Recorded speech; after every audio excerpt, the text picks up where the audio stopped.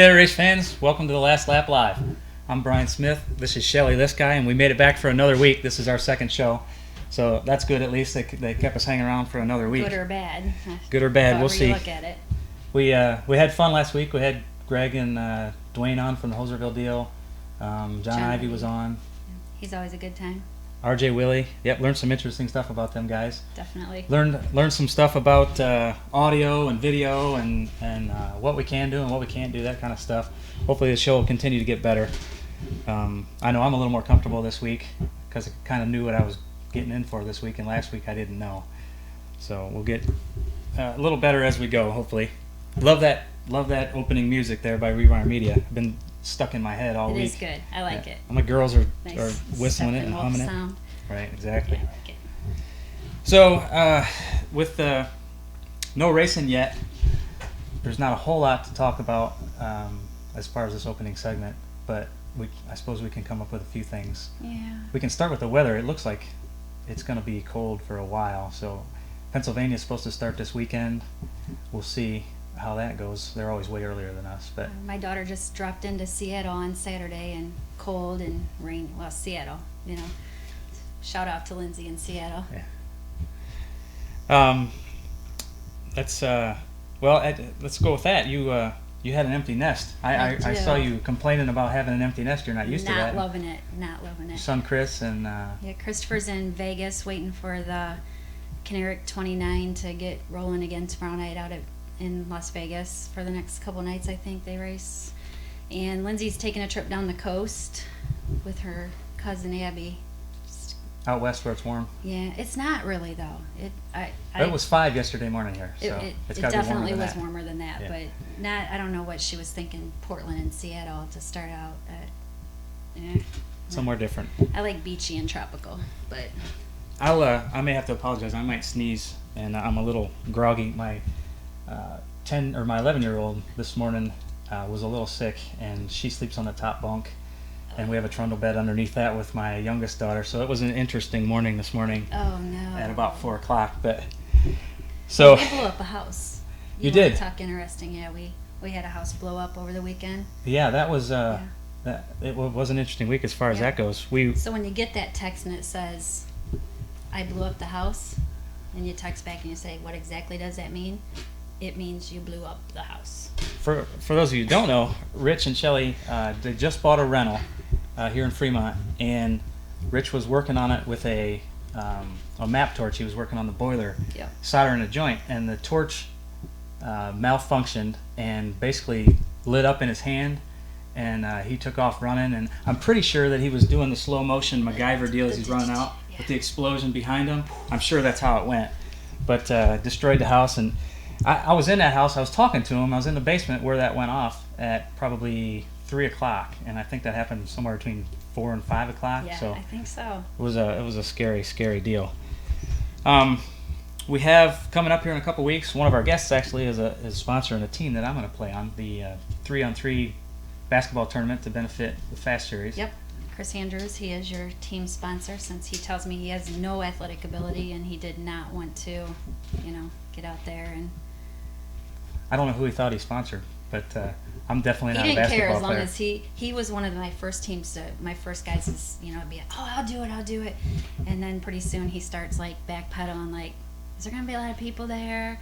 I'm not really athletic, and then it come down to it, I'm like, hey, if you don't want to do this, he's like, I'll sponsor a team, I don't care who it is. So Well, that's good. I've rushed together a team. Hopefully I got 2 guys that are at least 6'5" and 1 guy that can handle the ball. So if nothing else, I can sit on the bench and be a winner because I'm part of the team. So that was my plan.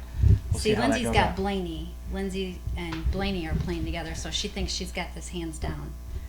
We'll see. He's kind of old though. There's He is actually 50. some extremely athletic, a lot of non-athletic players signed up, but it looks like there's some pretty good teams. How many teams we got right now? Right now I have 16.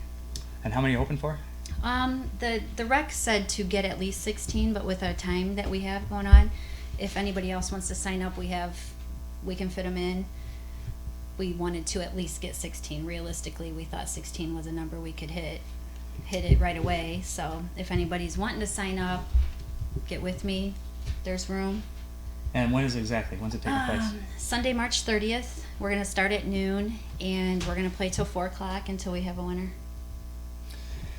All right, that should be interesting. I've been going over the rec center quite a bit, but it hasn't been anywhere near the basketball court, so Yeah. I don't know how that's going to go. It should be fun. Be a good time. I'm looking forward to it. I always have a good group of people who step up into these things, so it'll be fun. If nothing else, we can laugh at y'all. Yeah, good. There'll be plenty of video, I'm sure. Yeah. Lots of pictures. I think that's about all I got for the first segment. Let's go ahead and take a break. Today we're going to be talking with Scott Gressman from Gressman Power Sports first. He's going to be our sponsor spotlight. Then we'll have Chris Andrews. And stick around till the end. Rich Farmer is going to be our last guest, and we're going to talk about the Fair Board meeting he had yesterday, along with plenty of other stuff that has to do with the racetrack. So let's take a break, and we'll be right back.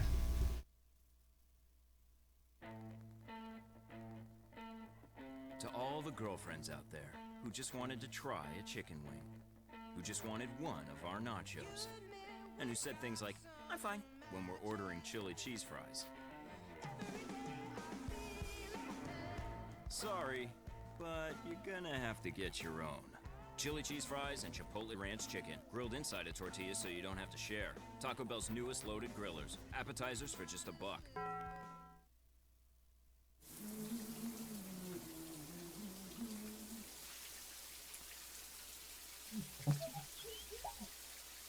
Great, Professor, so I want to use the square root method here, right? We're making it more convenient to go to college.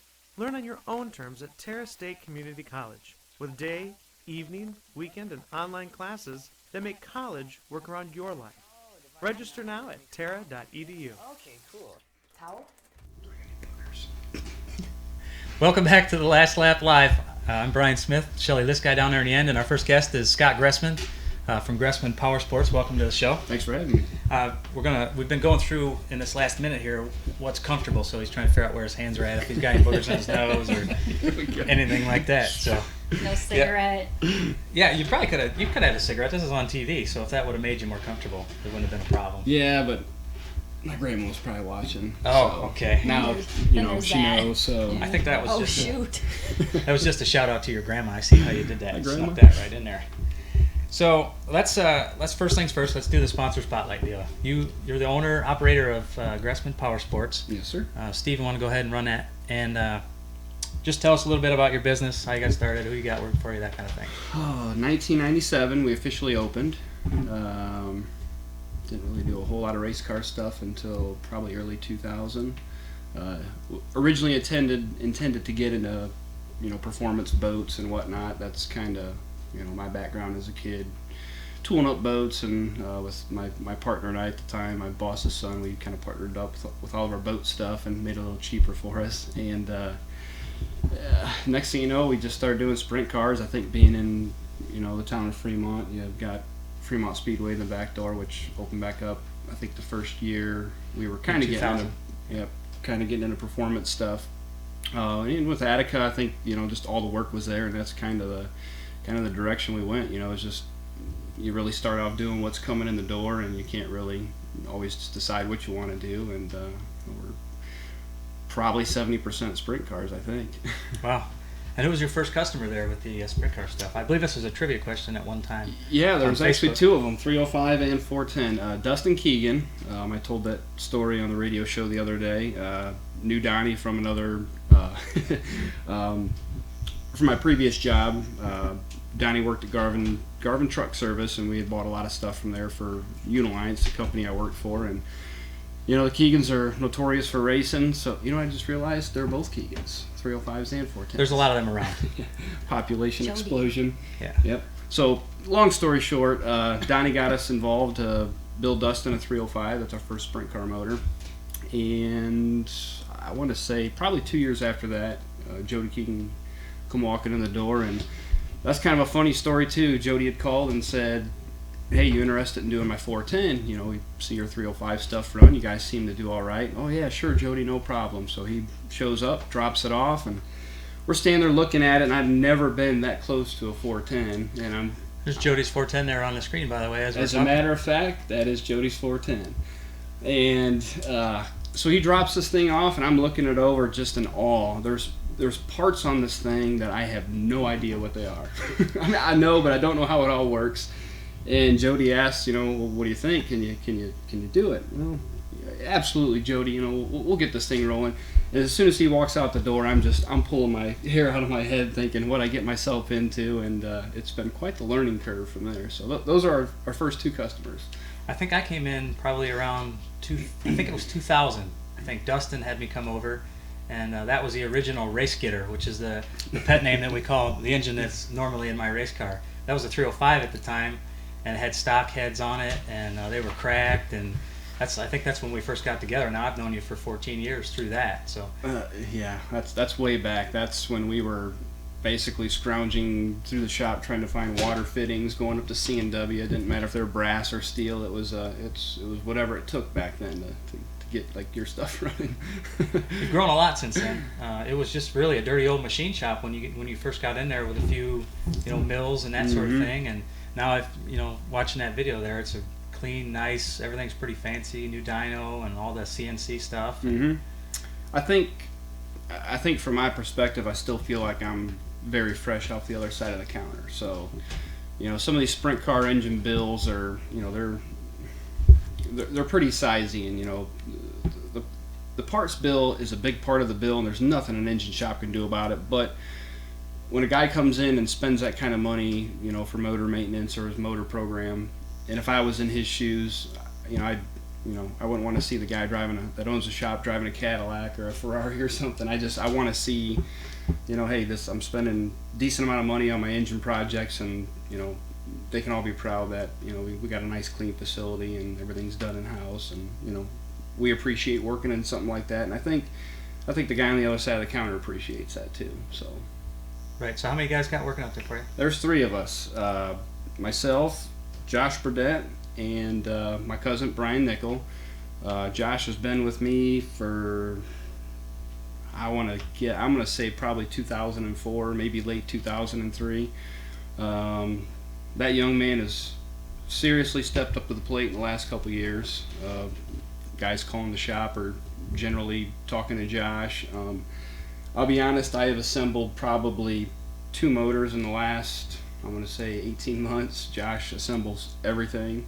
For probably 2 years, him and I assembled engines together just to kind of get him doing the things the way I like, and the way that I'm comfortable with things. And everybody knows I'm completely nitpicky, so he's really stepped up to the plate. We're really handing the torch off to him at this point, so I can kind of focus on machining and trying to make stuff faster. I mean, there's 3 of us, and sometimes there needs to be 5 or 6, but it's well, hard. Jody's helped out from time to time, correct? Yeah, when we get in trouble up there, we'll get Jody up there working. Jody's a guy you can just plug in and say, hey, I need this done and that done, and he's right on it, and there's really no conflict of interest with other customers. Everybody, I mean, who doesn't like Jody? So right. It works out good. And my cousin Brian, he's been up there for a little while with us now. Just for a while it was just me and Josh, and I knew that wasn't going to work, and there's nothing better than having my cousin up there, because when I was 12, 13 years old, I'm hanging around with him, and he was the motorhead of the family. So he's got a sweet green Chrysler parks out in front too. Oh yeah, just don't bring it up to him when you're at the shop, because then he won't get nothing back. So I've made that mistake before. Yeah, so I'm kind of reliving some childhood experiences up there with my motorhead cousin, wrenching away building motors. So it just doesn't get much better than that. It's great. And you were in your childhood you were a motocross racer, or is that what you did? Yeah, I can't even remember what year, probably, gosh, I'll be guessing, maybe 10, 11 years old, I think. Learned how to ride a motorbike, dirt bike, before I could even ride a bicycle, thanks to my dad. My mom probably still regrets it, but... Your dad says you had at least 30 broken bones? Yeah, 32 or 36, something like that. Cutting casts off early. Yeah. You think you'd stop after maybe 20? Yeah. I did. I quit when I was 18. No, I mean 20 broken bones. Well, when like 7 happen at a time, there's not much I can do about it. So yeah, that was an awesome sport growing up. I went to a Catholic school, K through 8, and they start sports in the 5th grade. Right. So I got to play basketball, track, football, everything. But the motorsports is really hard to get away from. And Basketball player. I didn't know that. yeah. I don't have you That's on my the, 3 on 3 We'll keep that quiet. Sign up over Nope. here. Count me out. You know, I only have 3 players confirmed right now, so maybe we could stick you on there. Yeah, possibly. We'll see. We'll have to talk about that later. And you went on to UNOH?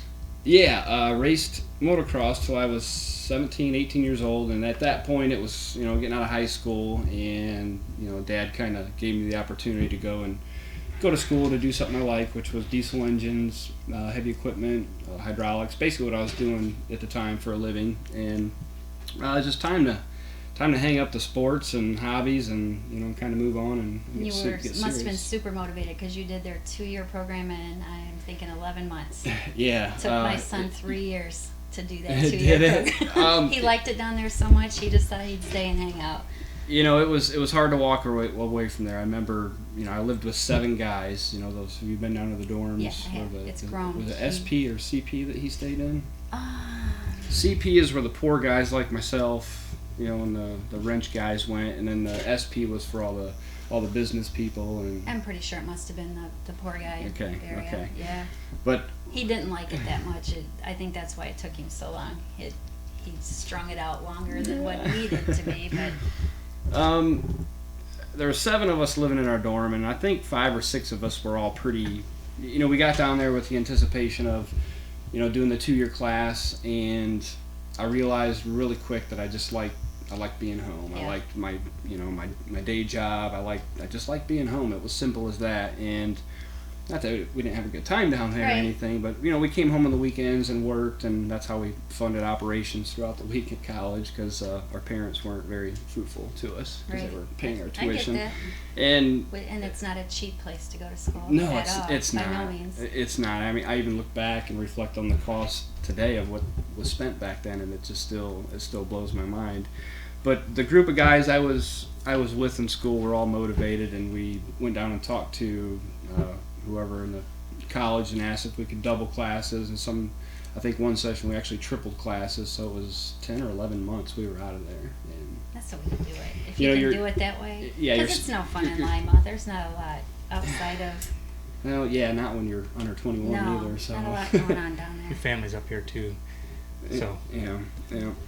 Noah Scott, he picks stuff up quickly and he likes to do things himself too. I know a few years ago, and this kind of leads into something else, but a few years ago, Joe Redman was running your CNC machine, Mm-hmm. and unfortunately he passed in a racing accident at Mansfield, and so you had to learn that basically after letting him take care of that.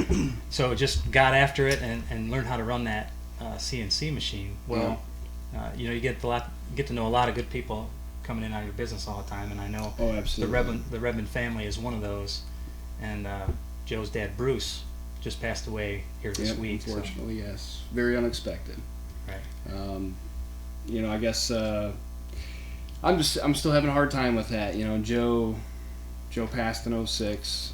He pretty much ran our shop, the engine shop. We did a lot of investments around him being there, and the kid could just really think outside the box. And me and him were.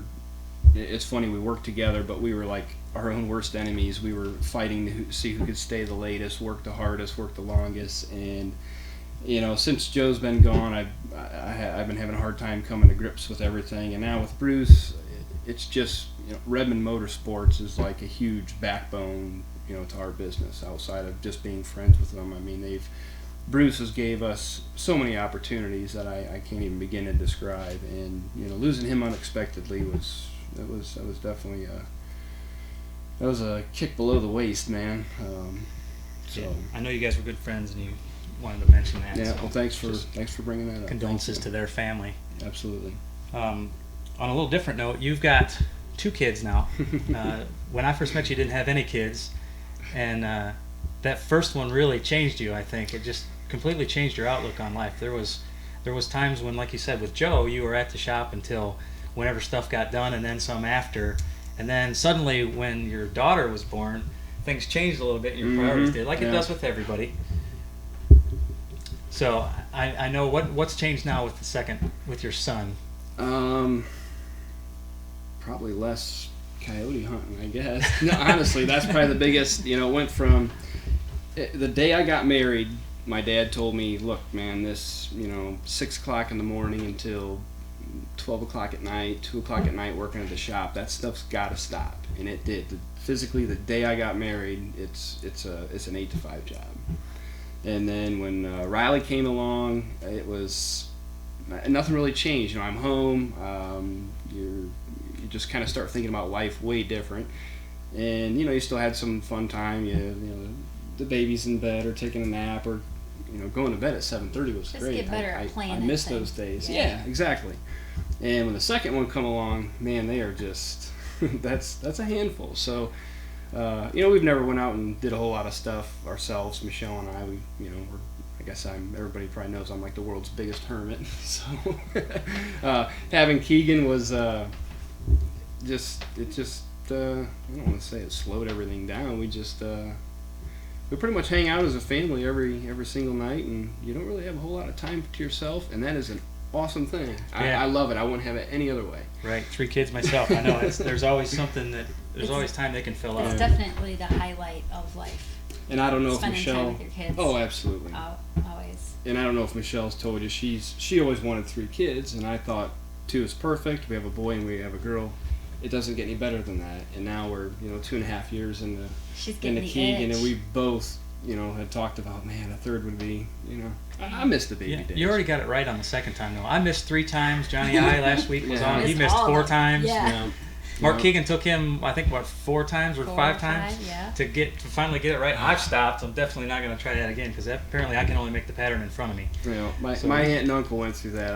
I don't know if they were trying for a girl, but they have 5 boys, and the last 2 were twins. So I couldn't imagine a house full of 5 boys. Oh my gosh. It's something else. They're much easier than girls, though.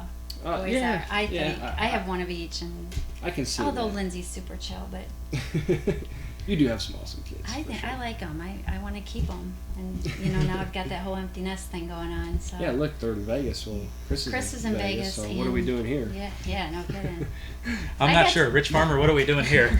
I got to visit with your wife the other day. Every once in a while, us girls get to get out, and Yeah. we came over to your house and cracked open a couple bottles of Yeah, right wine for a on. little bit. And Michelle did tell me that you are a phenomenal husband and father, so hats off well, to you. Well, thank you. Which camera is she in? Thank you. She's in one of those. Yeah, she's home She's a watching. great supporter. I mean, Michelle has really stepped up. This last year, every time I have something that I do, I don't care what it is, if it's handing out T-shirts or whatever, Michelle Gressman is always first to text me or call me and say, hey, what can I do? What can I do? Or give me some ideas. So I appreciate that, Michelle. She is she is very enthusiastic, and like most people, I really gravitate to people that are enthusiastic about what they're doing or just passionate. Racing, life, helping out with things for you. When we do Gressman level night at Fremont, Oh, she loves it. the first couple years it was it's our night, we're just filling a spot for Yeah. Farmer. It was as simple as that. You don't even realize it's your night until they're announcing it. And last year she wanted to do something, and now this year she's Oh, going to she's be planning. she's She's going to got be things. Yeah, she's doing a good job. yeah I appreciate her a lot. Oh, She's good, really good. I know she's really happy helping out with anything she can do, and again, just a passion for racing. And fortunately, it's something we like to do together. And our kids, even though they're at a young age, we take them to the racetrack, and they're just absolutely ecstatic. The louder it is, the more they're That's into where- what's going on. So that's where it very starts. very fortunate. Yeah. Well, Scott, thanks for coming on. You started out a little nervous there. You can hear it in your voice, but once we got talking, this The is whole live thing. I told you Yeah. beforehand I don't like the camera deal. So, yeah. Well, but we're thank you just- for having me. We're just Thank trying you. to make it so that it's comfortable when we're talking, and people kind of have an idea what it's like Yep. at the races when we're kicking around stones Yep, and, right. and just hanging out. I think you guys are doing well up here. All right, so thank you All right, very Brian, much. thank you. We're going to go to break Okay, here, Shelley. Stephen. Thanks, Thank you. Scott. And we'll be right back with the last lap.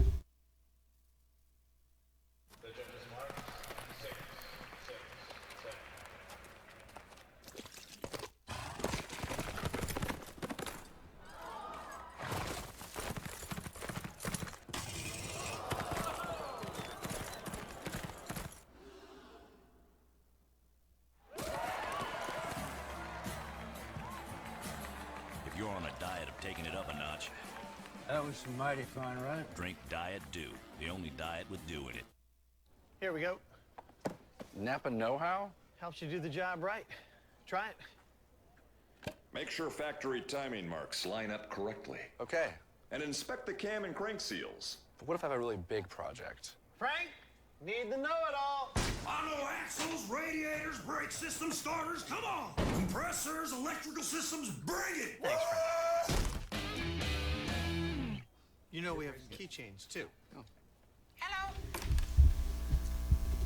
Welcome back to The Last Lap. I'm Brian Smith. This is Shelly Lisky, and we've got our second guest in, Chris Andrews, who I don't know if he was running a little late getting here or not, but we got a picture text to us probably 15 minutes I get before. this picture and I'm like, what is Chris trying to tell me? Looked like Is a it blue the sundown. Sunset or, Yeah. And I show it to Brian and he walks back and he goes, is it blue lights? And I said, is. oh my gosh, I'll bet it's blue lights. A little too fast. It's pretty normal though. Is it? Just Yeah. getting excited Typical? to get Yeah. here. You know, I Pretty thought much. when you got rid of that Corvette a couple years ago, you'd kind of get away from that. I never going got any fast on the tickets road. in that, luckily. No? No. Whatever happened to that thing anyway? It had a super nice yellow Corvette. Was it a Super C6? nice. Z06, yeah. A Z06? Went to Italy, actually. Really? Sold it, yeah. Probably the best thing I ever did. Yeah. Yeah. I've seen you leaving the racetrack a couple times faster than you went on the racetrack. Maybe. Oh, yeah, probably. Some burnout videos and that kind of stuff. Yeah. Well, there was a time there when he was kind of, mixing around in rides and weren't really doing Yeah. that good. Well, happens. All been there. Yeah. Oh well. It's gone. That's changed now. You're in the 16 car, the Burmeister Racing 16. Yeah.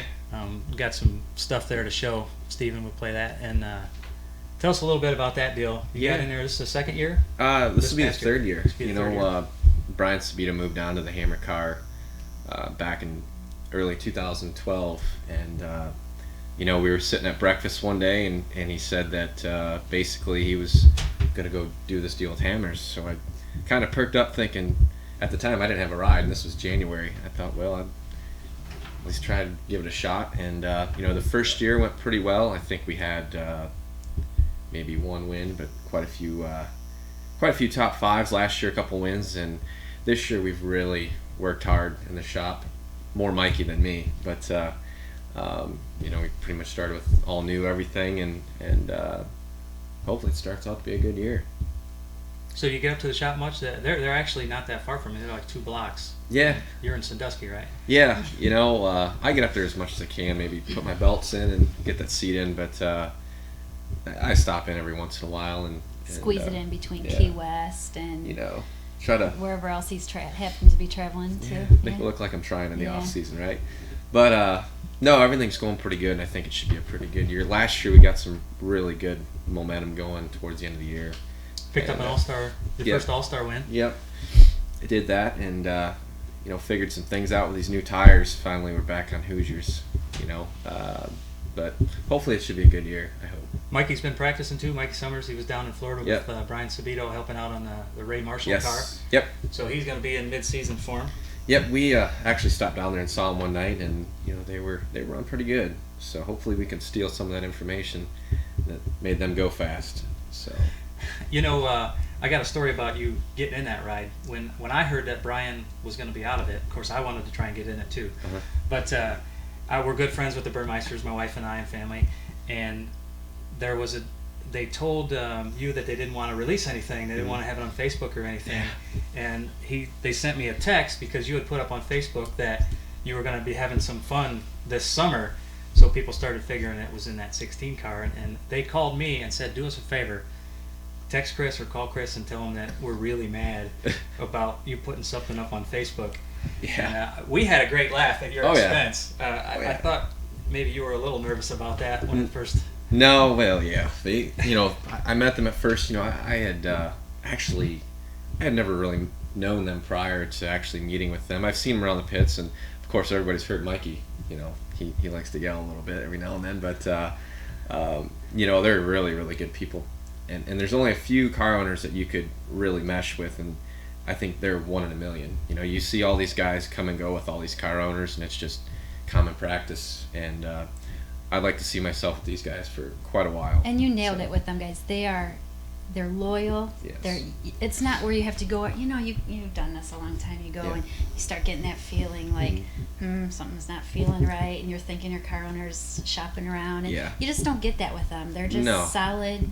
Good owners. I don't think you could, as a driver, you could never do anything wrong with them. They're just they're always behind you, Yeah. no matter what. So, and that's the way I've always felt with them so far. They've always given me a I good always car. appreciated that about them because whether nobody runs good all the time, Right. you know, you're gonna have that, Yeah. you know, whatever happens, but they always stick by them. Yeah. You don't see them out shopping or Yeah. bad mouthing or. Right. I think that's a cool thing because I think those owners are kind of fallen. Yeah, there's not many Yeah. around. Well, they stick with you no matter how tough things are, you know. And we've had a rough spells, and they never fired me yet. So They give you a hard time when Yeah. you're not there. Yeah. I will tell you that. it's all in fun. I bet. You had a Hooters Cup test. What, maybe 4 or 5 years ago? It's been a while. I think you have some interest in doing some pavement racing. Oh, someday. That was back in 2009. I believe it was 2009. Yeah, you know, one day I'd like to be there. Is it where you want to go down to NASCAR land and do that kind of thing? Or? Like a part-time thing, you know, like a truck deal or something. It sucks because we have Thor Sport right up the road from us, literally probably 3/4 of a mile from my house, and I sit there and you go to the local wing place every night, and their shop is just lit up. You see all these cars, and it's sad that really the only way to be part of that is to have money behind you. But Lots of it. Yeah, it's what it takes. But someday I'd like to be down there and do like a ARCA deal or a small truck deal, kind of like on a bucket list type deal. Now, did you get your love for pavement from living that close to Sandusky Speedway, or was it from turning lap after lap at Goofy Golf? No, neither. No, I just see, when I go to a NASCAR race, because I like to go to them. Really, I like to go to the truck races more than anything. They're probably better than the Cup cars, but just the prestige of those cars and the caliber of the teams, it's an amazing atmosphere, and I'd like to be part of that one day. So. I didn't know that. I didn't know that you. We'll see what happens. We're looking towards that kind of stuff. So. Yeah. I have the keys.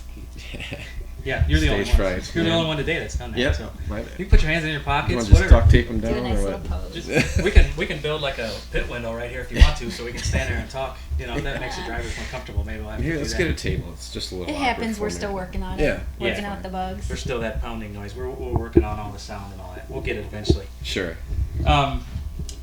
Shelley, do you have something? I did research on you through Sarah. What's so that? She tells me you're a very picky eater. I am. Yeah. No Yeah. white sauces. No.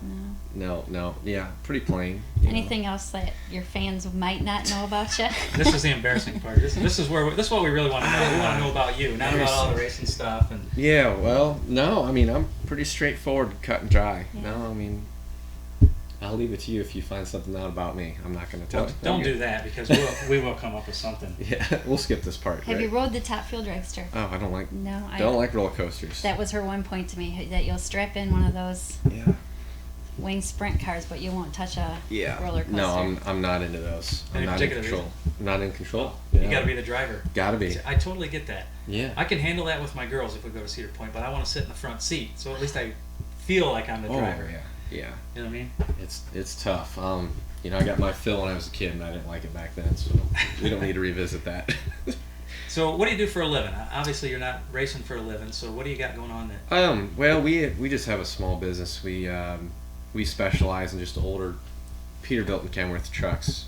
The models that everyone's truly after. It's a W900 Kenworth and a Peterbilt 379, the fancy trucks that you probably see hauling all the lit up NASCAR. and chromed up. Yeah, all the NASCAR haulers and stuff like that. But there's a demand for trucks from back in the day, and when I say back in the day, like 2003 and older. That's a different back in the day. Yeah, well, Yeah. For me, it's back in the day. Yeah, I guess. But that's just basically what we do. We actually just specialize. We buy them, we sell them. Locate them for people, and we stay pretty busy. It started small, and it's gotten to be pretty big. So does the family still own Goofy Golf? Yeah. Is that part of that? Yeah. Yep. I got a specific question. Somebody knew that you were going to be on the show, and they want to know what your Goofy Golf handicap is. I don't know. I probably play once a year. I don't know. So now that you're on this big radio show, I think we need to use this to our advantage, and we need to get some go-karting tickets and some Goofy Golf tickets. I didn't even think about that till just I now. didn't either. We need to use this to our advantage. I know the owners, so I know. Probably. But you got to race with us. I'll do it. That's fine. Oh, well, I don't know about that because there was a charity race maybe 5 or 6 years ago too that Hoserville put on out at Putton Pond. Yeah. And it was really cold. It was me and you and Greg Wilson and some other racers were there. I was there. And I got in the fastest cart. I drew the fastest cart because it was a random draw. So I was feeling pretty good. I had already won the heat, you know. Yeah. And then for some reason the car that Chris Andrews was stopped on the backstretch. And somebody's arm was outside the car, and somebody else was looking, and I'm pretty sure that somebody had an advantage, knew where the turn-up dial was, and you ended up winning that race. Yeah. And I will never let you live that down because I'm positive you cheated. Money makes you go fast. I'm telling you what. Does it? What did it cost you for that? In case I get another charity race? I can't tell you that. We'll have to wait till the next one. Well, here's how you can help me out. Because thank you very much for sponsoring the 3-on-3 team. No problem.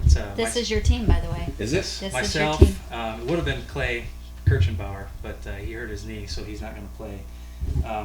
We got, I think, Tony Miller and Andre Guzman, 2 guys are going to play in our team, and I'm looking for another 6'5" guy. I explained in our opening that you were all like, "Oh yeah, put me in," and then you're like, "Whoa." I think I was drinking that night. Wait a minute. Yeah, I was actually drinking. And I know you didn't want to bail on me because I ragged you so bad when you bailed on me about stuff. This poor kid. Unless Dale Blaney was on my team, I'm not playing. So yeah, Lindsay scooped him up right away. Right away. Yeah. She was Hot all prospect, about that. man. I'll tell you what. I'm trying to get. I got 1 ball handler and then 2 guys. Hopefully they're 6'5". So hopefully we'll have a good team because I want to win too.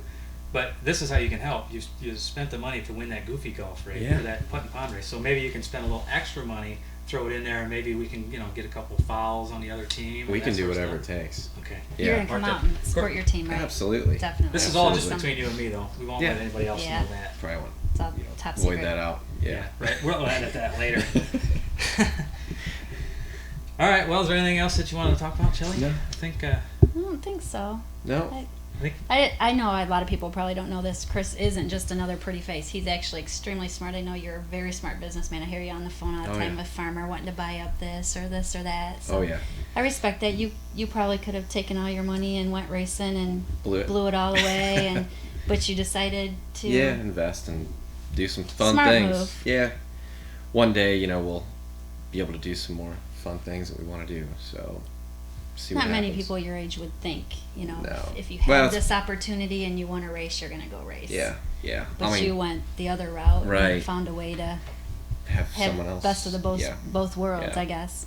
Yeah, definitely. It's worked out pretty good and a lot to deal with at 25, but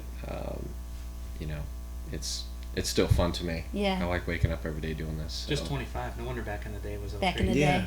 Yeah. Let's see. You've been around a long time too. Yeah. Even though you're 25. Yeah. One of my favorite stories is 2004. That might have been your second year. First year in 305s. At that time, I was in a 305 and had a super fast car driving for Bobby Sears. Yeah. And we were fast everywhere. And Chris actually beat me at Attica one night, and I couldn't catch him. Everything I did, he won the feature first year out. Well, the next day I saw him at Clay Kimes' house. Maybe the next week I saw him at Clay Kimes' house, standing out front talking. So I was driving by going to somewhere, and I jumped out real quick, and I ran up there, and I had him sign the back of my shirt. So I remember that plain as day. I got his autograph before he was too famous. So I don't know if I still have the shirt, but at least I still got the medal. Yeah, I remember winning that race, and you pulling up next to me, and I think you were probably as happy as I was. Maybe not, but that was pretty cool. No, probably not. I mean, we're just doing it for fun. Right. But remember, winning is fun, so I didn't have quite as much fun as you did. Yeah, that was a pretty good time.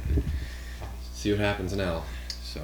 All right. Well, before it gets too uncomfortable, we'll try not to have any uncomfortable pauses. So thank you for Thanks, man. coming in for the Appreciate show. it. We got one more thing. This is the last thing before we go to break. Does this have to happen on camera? This has to happen on camera because that's how this works. We'll edit that too. So this is the having a ball with art segment. What we're doing here. You have this Sharpie here. You're gonna put this on your head to draw your race car, and you gotta have the number on it too. You drive a sprint car in case you forgot. Okay. So I'm gonna give you 1 minute. You don't have to take the whole minute, but just do your best. Stretch out or anything before you get started. These on the wall. Let me find the edges. You're good. All right, go ahead. Go. Oh my God. So this worked out really good with John Ivy last week. It was a little easier for me to see because he was a little shorter. A lot shorter. As we get these going, we'll hang these up in the office so the people who come in as guests can. Still not real sure what Ivy was going for though, the truck or the. I'm not sure. I'm not real sure. You're done. That's what you got. That's making. If you're less than a minute, you're good. Oh my God! Look at that. Boy, Wow. Look, he's got the number on everything. I'll tell you what, I'm going to walk around here. I'm going to walk past you. Good This job. is fantastic. This is not a Johnny I art right there. Look at that. This guy is multi-talented. That was He's a good artist. that was all by feel. Yeah, I am impressed. That's you set gotta- the bar pretty high. You got to find the four corners. That's what you got to do. I agree. Fuel Go cell ahead. fell off. I think I wrecked it or something. That's right. Mikey will fix that. Go ahead and autograph that for us right there. All right. And I appreciate it. This got good real quick. I just want to say Chris Andrews, ladies and gentlemen. Wow. Look at that. Yeah. All right, we're going to take a break. We're going to come back with Rich Farmer and talk about fairboard and racetrack stuff. Come back.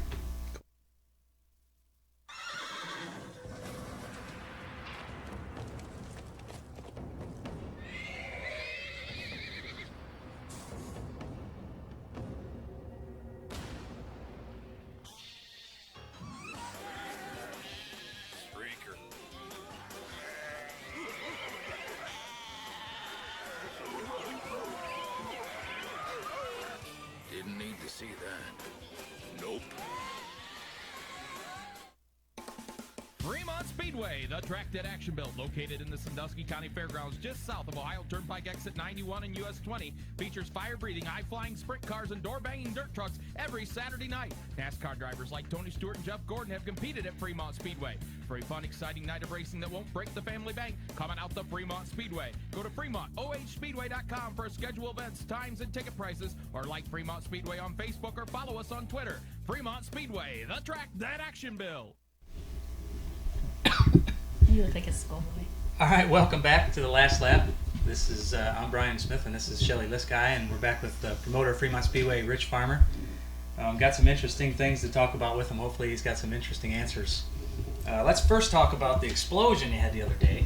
That's pretty interesting. Yeah, it was pretty interesting. I'd never heard of a torch go off like that, but explain exactly what it was, what blew up, and kind of what happened there.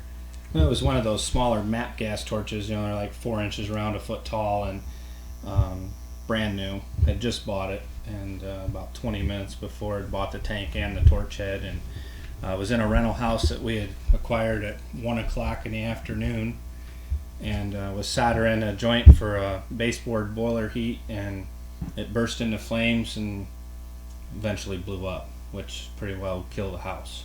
Yeah, I got over there to take some pictures the other day, and it about blew the stairway out of it going up the steps. The doors were blown off. All the windows were out. You're very lucky to be alive. I mean, it's a scary deal. You know, with Farmer, you never really know what. It's a ride every day. And when you're at home, and I get this text and it says, "I blew up the new house," and my response was, "What does that mean?" Yeah, right. You know what really? Who says something like that? Well, I'm thinking he's kicking a fit because blowing up. When I blow up, I blow up. I don't blow up physical, dwellings. But he sends me a picture of the fire trucks out front, and I'm like, oh, I get it. He blew it up. That's exactly what he meant. So what you're saying is that Brian Zabel's going to be doing the torching from now on? Well, no. See, he didn't know how to solder, okay. Which was okay because I've soldered lots and lots and lots of joints in my days, and it was just one of those deals. It was just a fluke, and the pop off, the safety pop off didn't work in the tank, and the thing should have just sat there and spun like a top, and instead it blew up. So. It's just a bad deal. At the end of the day, we had a house, and now we don't. And the good thing is the realtors sell more every day, so we'll try to, find another one down the road or whatever. And or not.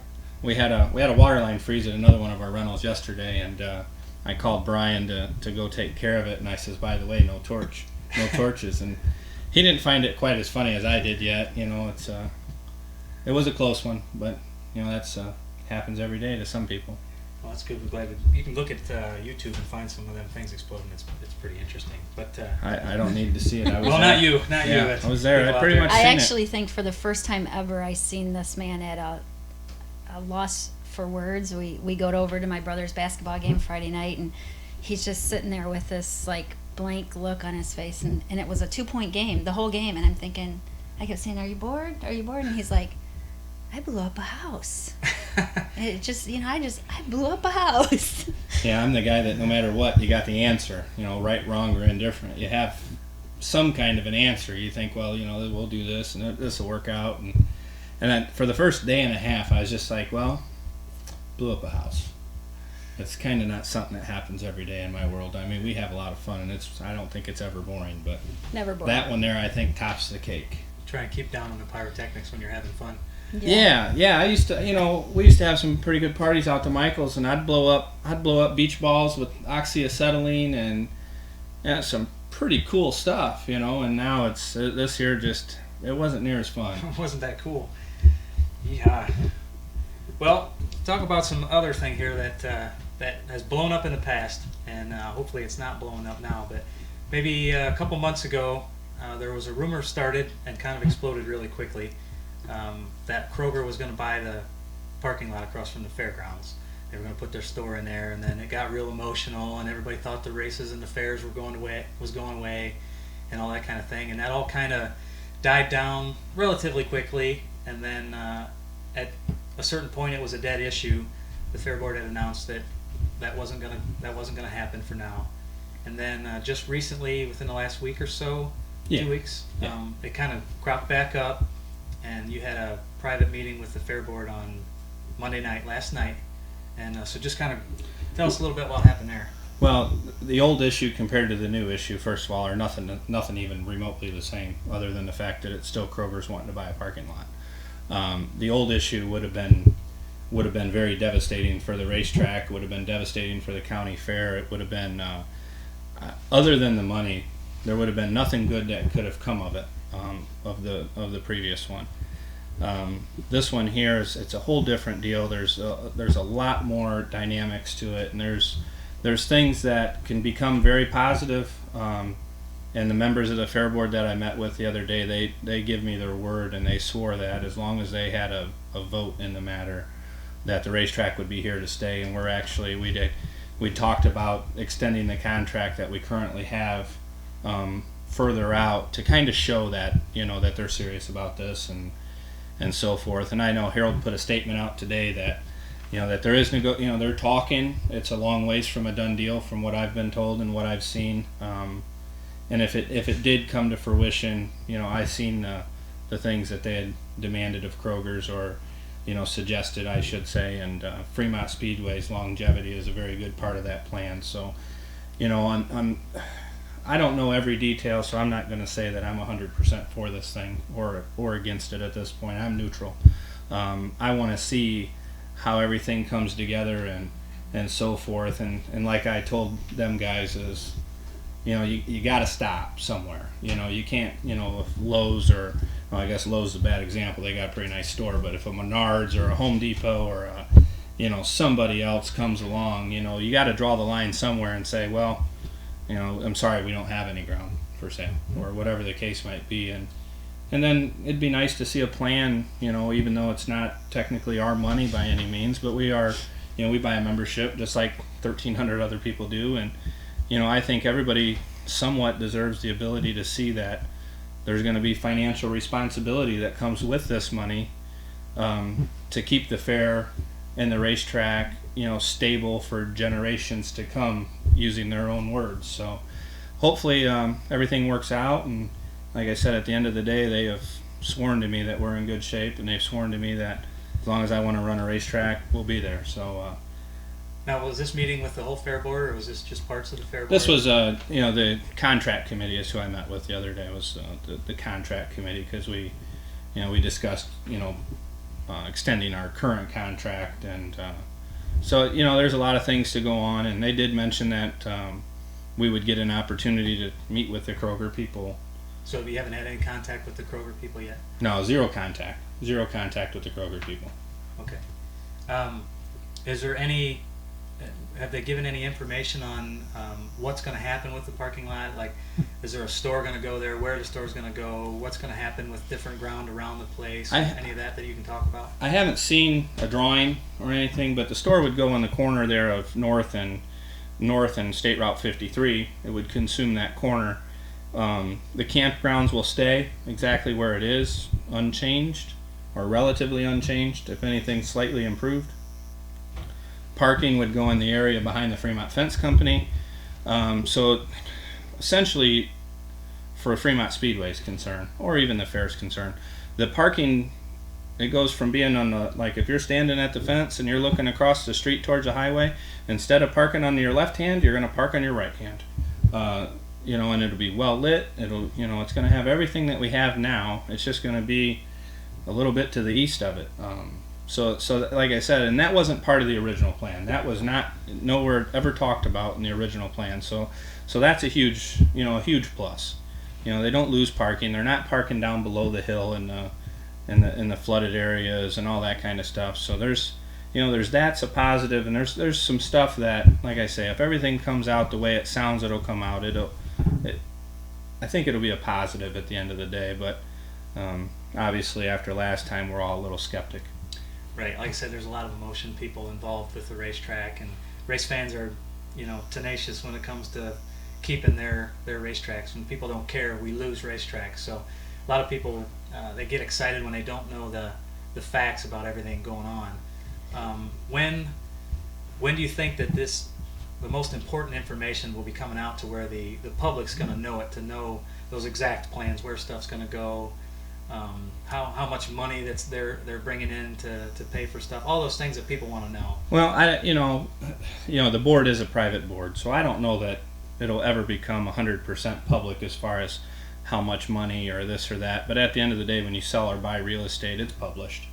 I mean, that's a private or it's a public number. They can go down and find out anytime, or you can get online and find it. But as far as the dates and this and that, I don't really know. I don't know if it'll be next week, next month, 2 months. I know that they're trying to buy some of those homes and trying to make progress. So I realistically would think in the next 60 to 90 days, there would probably be some better information and more solid stuff instead of, this is what we're looking at doing, these are the possibilities and so forth. There's obviously there's a lot of things that have to line up straight for this to work, and it needs to work well for the Fair Board, it needs to work well for Fremont Speedway, it needs to work well for the rest of the community.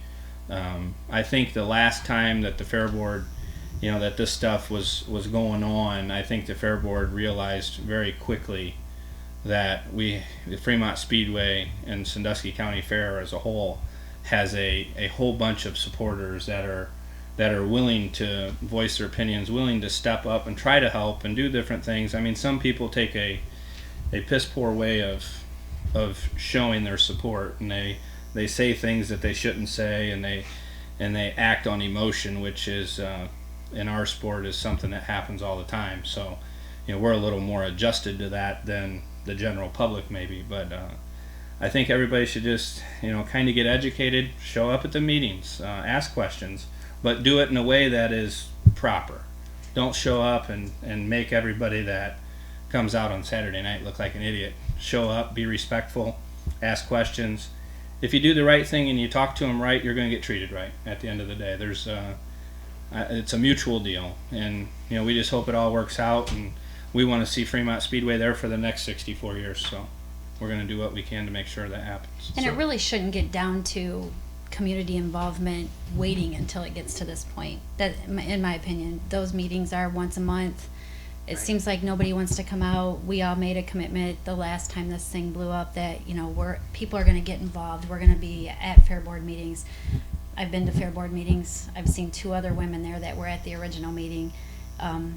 Basically us 3, we show up, we try to help out and stuff, but I mean, the community can they can learn these things if they're proactive and they're involved, not just showing up when they hear this is happening.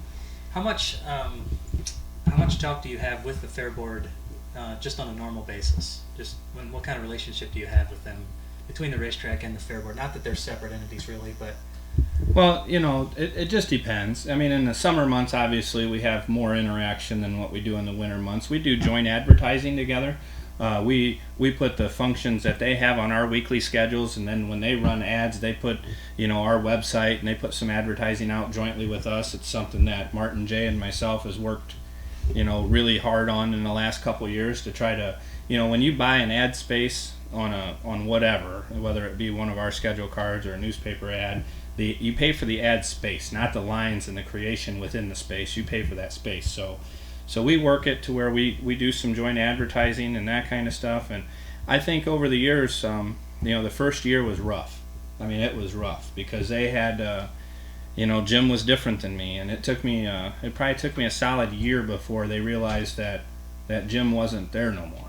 And but we have a really good working relationship. We donate a lot of our time and effort during the fair. We back to the fair board, and I would like to think that we have a good working relationship as a whole. I think it's important to get that out so that people know that, so that it's not like with the deal originally, people are thinking that it's the racetrack versus a fair board, and Us against them. Right, and it's really not, because you're working together so that everybody benefits from this. So Yeah, absolutely, and we've tried very, very hard to show that it's never the racetrack against the fair board.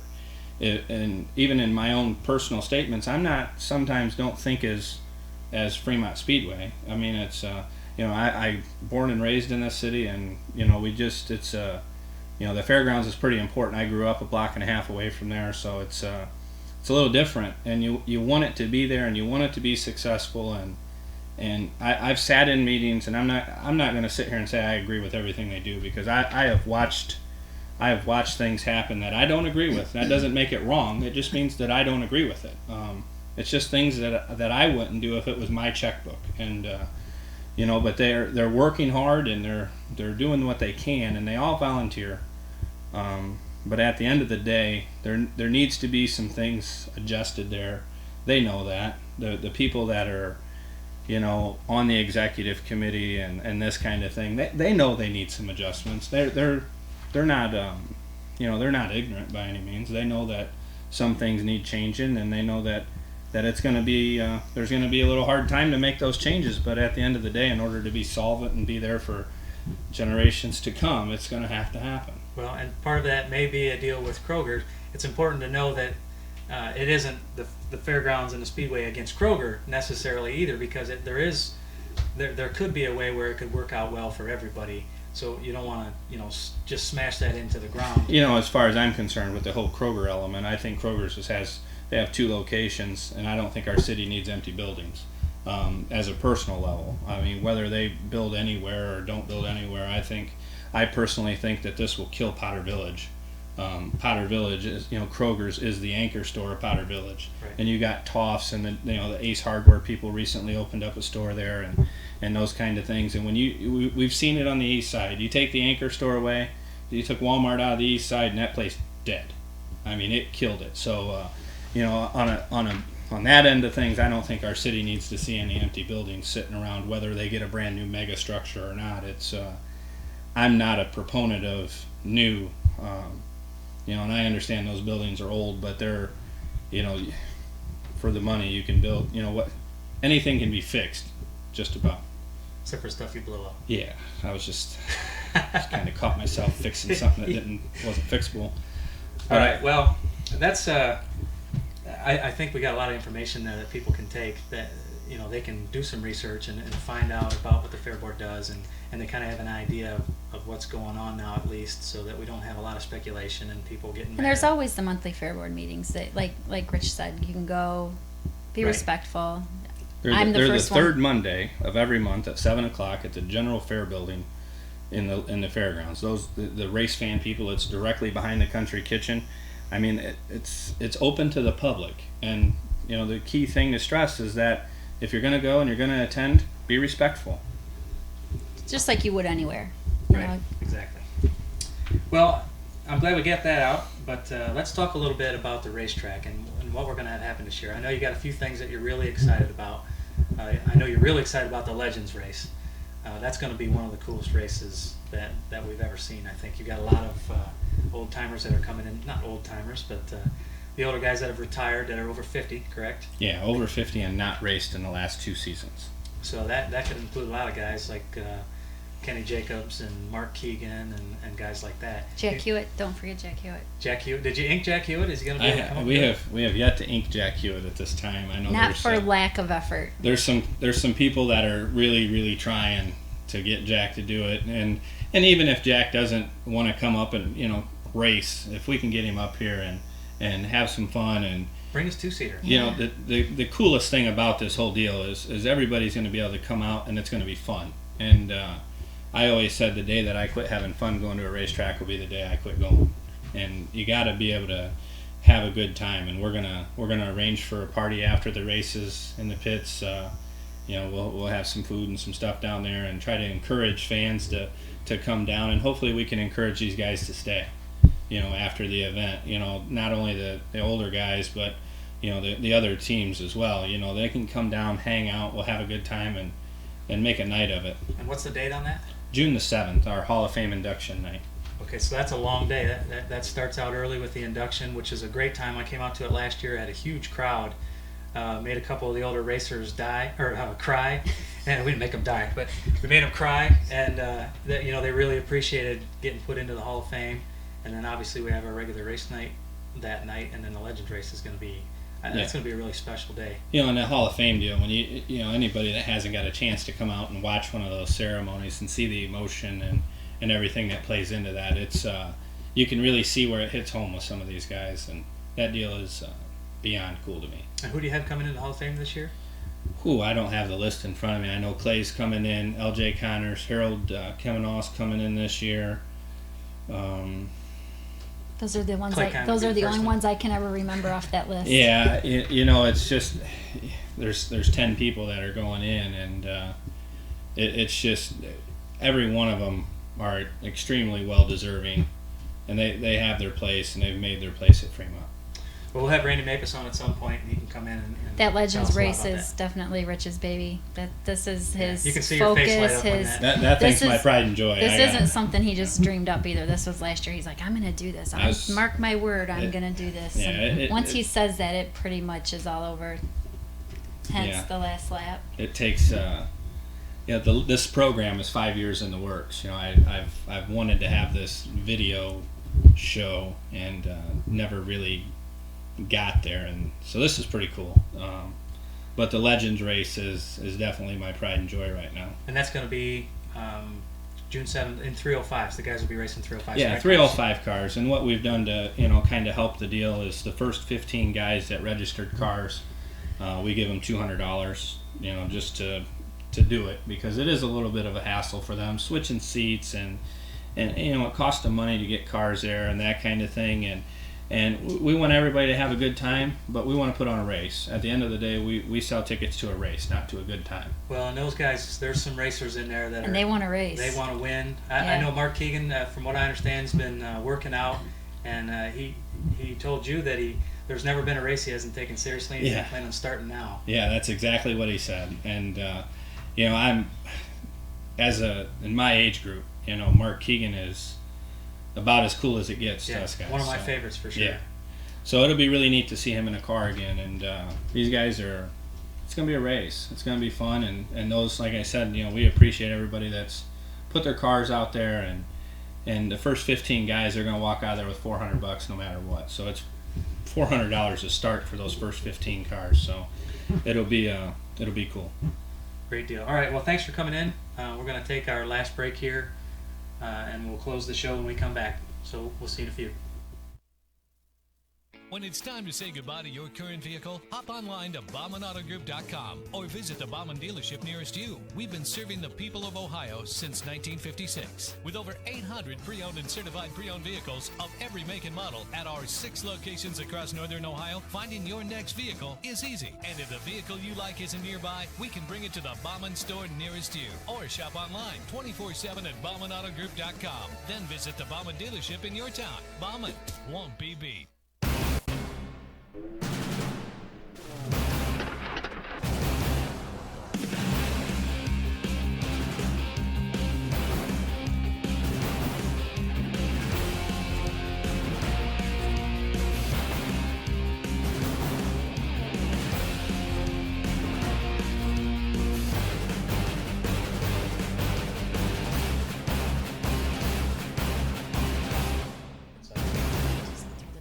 Revised in there, the pickgate.com.